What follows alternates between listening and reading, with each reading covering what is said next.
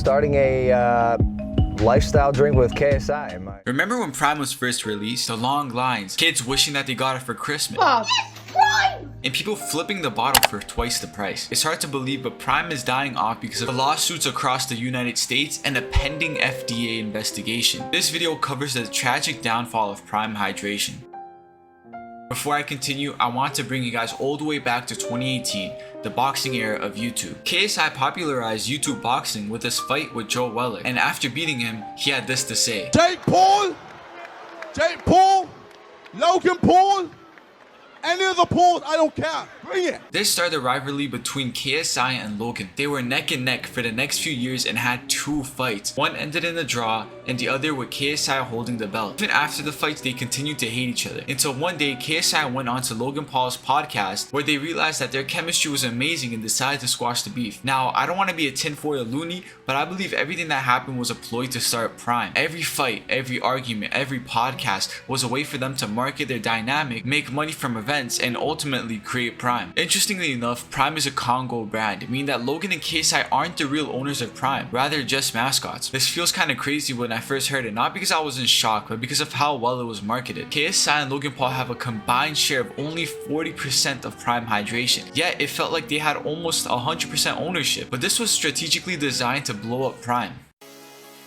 Since KSI and Logan Paul were around the internet for a while, fans felt as if they needed to try Prime. The social media buzz took the industry by storm, making everybody have the urge to try it at least once. They also targeted the older generations by becoming the sponsors of FC Barcelona and the official drink of the UFC. However, the biggest push was Logan Paul's ability to market the drink. When Prime first came out, the manufacturing wasn't able to keep up with the orders. That's when Logan Paul came out and marketed it as a scarce item with his collectible bottles, overinflating the demand for the product, meaning that the price would increase to balance the equilibrium, and the brand became a luxury sports drink with die-hard fans trying to collect all the bottles.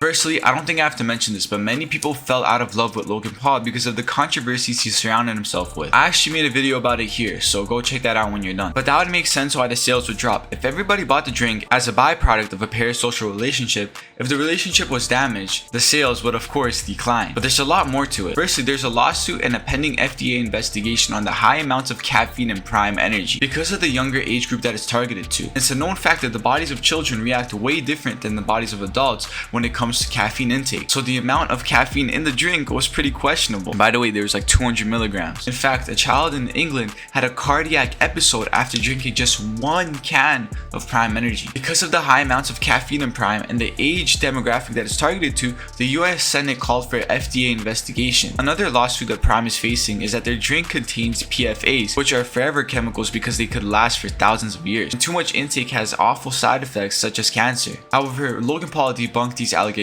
and here's the clip.